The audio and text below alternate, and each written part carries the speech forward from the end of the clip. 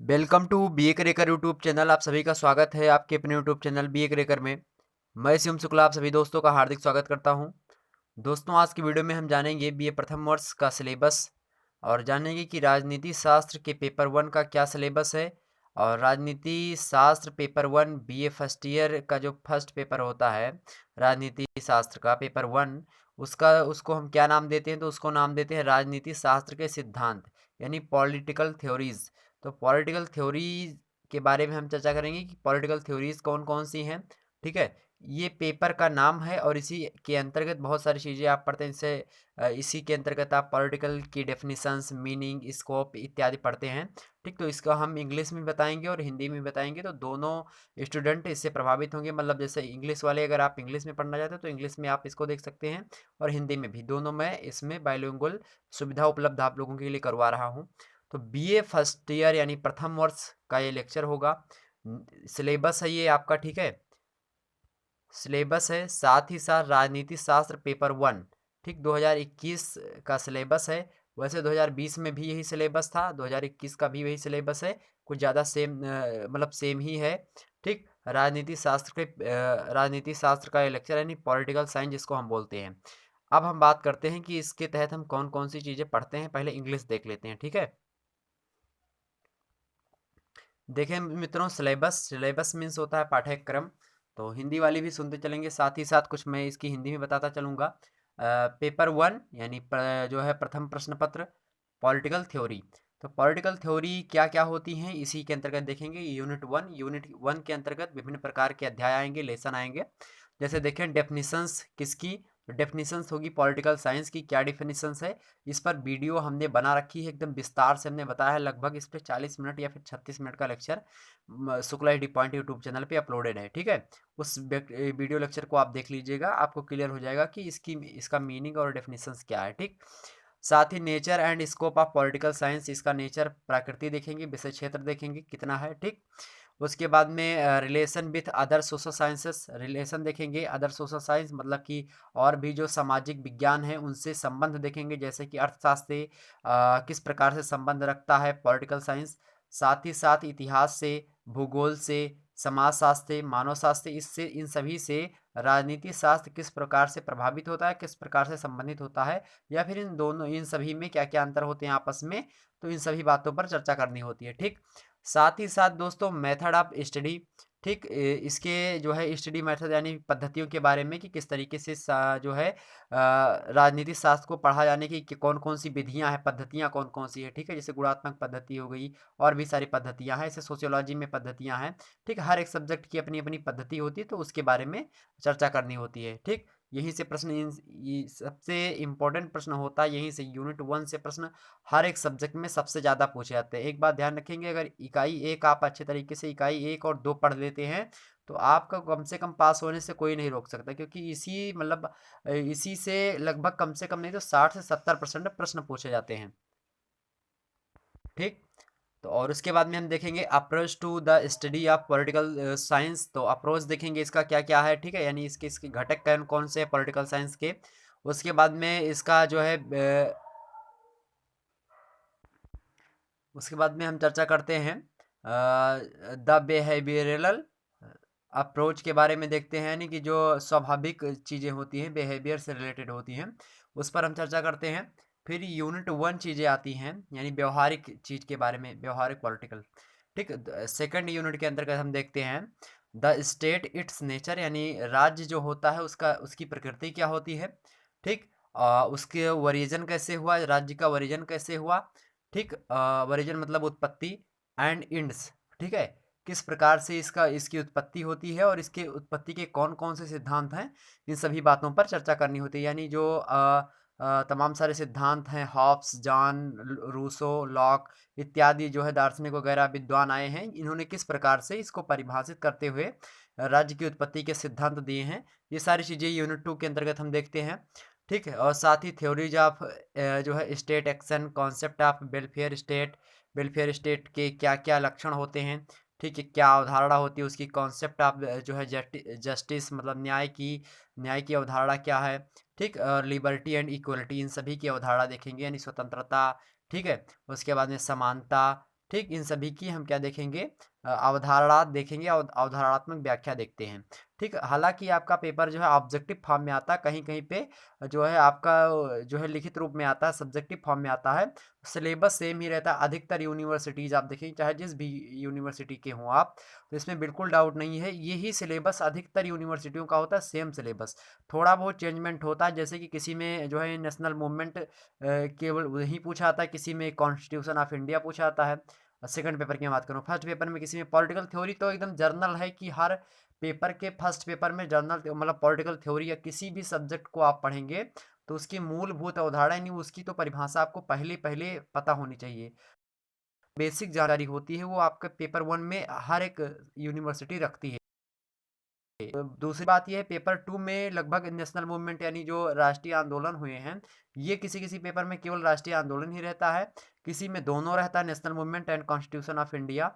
अधिकतर में दोनों रहता है, किसी किसी में जो है एक ही मिल जाता है। ठीक, तो उसमें कोई दिक्कत की बात नहीं, आप जो है सारी चीज़ें पढ़ेंगे, क्योंकि वही के साथ साथ है, थोड़ा थोड़ा बहुत ज़्यादा आप पढ़ लेंगे तो उसमें जैसे कॉन्स्टिट्यूशन ऑफ इंडिया पढ़ते हैं।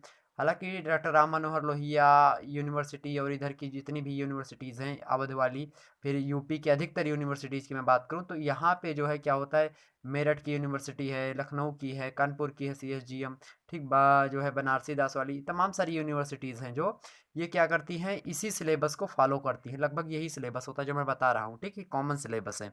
ठीक, ध्यान रखेंगे इस बात को। यूनिट थ्री के बारे में देखते हैं मित्रों। यूनिट थ्री है कॉन्सेप्ट ऑफ जो है सॉवर्निटी।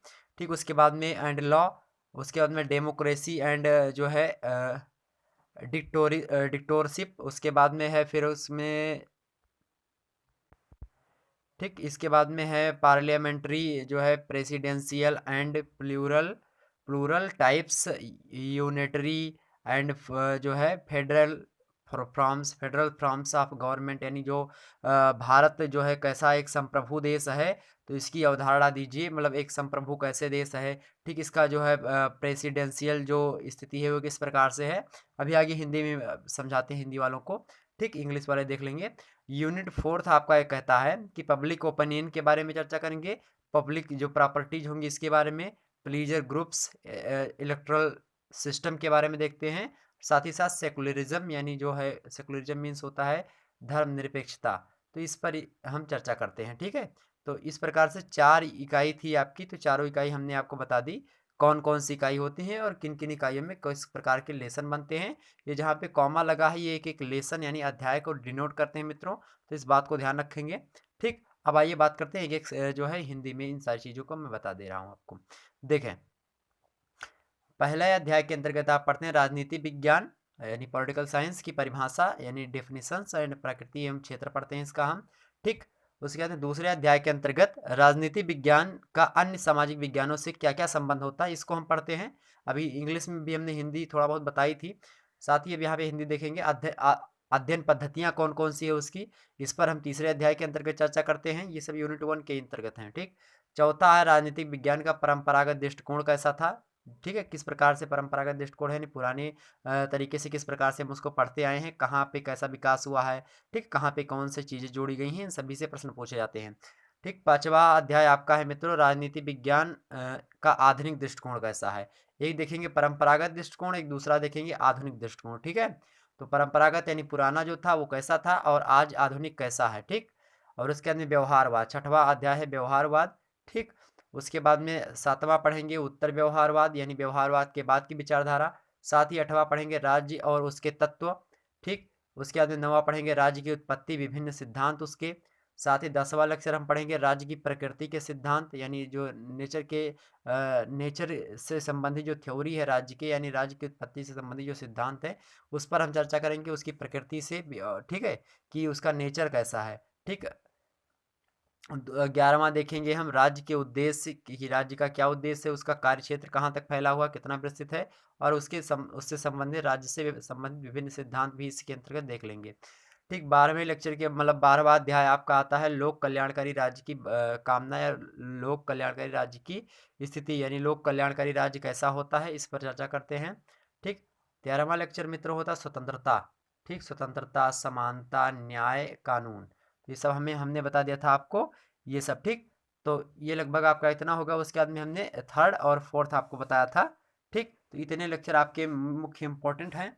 उसके बाद में और भी इसके अंतर्गत जो यूनिट में यहाँ पे आप थर्ड और फोर्थ में देख रहे हैं, यहाँ पे जो है सॉबर्निटी और इन सभी की अवधारणा, ये सब भी जो है कंपलसरी होता है पढ़ने के लिए।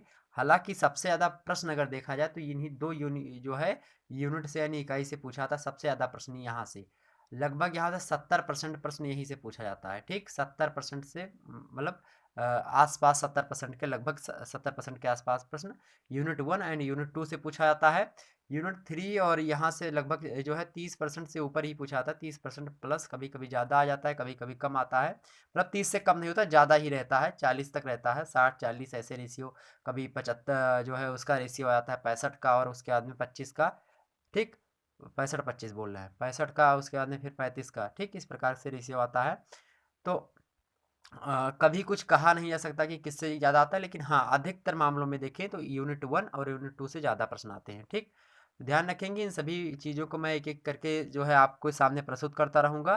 ठीक है, इन सभी के बारे में बताता रहूँगा कि इन सभी लेक्चर के कैसे कैसे लेक्चर आएंगे, किस चैनल पे मिलेगा। तो शुक्ला डी पॉइंट है, बी ए क्रैकर, दोनों यूट्यूब चैनल पे आपको ये सारे लेक्चर मैं आने वाले समय में प्रोवाइड करवाऊँगा। तो आप अभी से हमारे चैनल को सब्सक्राइब कर लीजिए, वीडियो को ज़्यादा से ज़्यादा शेयर करें ताकि अधिक से अधिक लोग जुड़ सकेंगे हमसे, आपसे। तो अधिक से अधिक बेटर जानकारी और अधिक से अधिक लेक्चर आपके सामने प्रस्तुत होंगे। हो सकता है पूरा का पूरा सिलेबस आपके यूट्यूब चैनल पे ही प्रोवाइड करवा दिया जाएगा। ठीक है, तो इस बात को ध्यान रखेंगे। तो इस बात को ध्यान रखते हुए वीडियो को आप लोग सभी लोग शेयर कर दीजिएगा।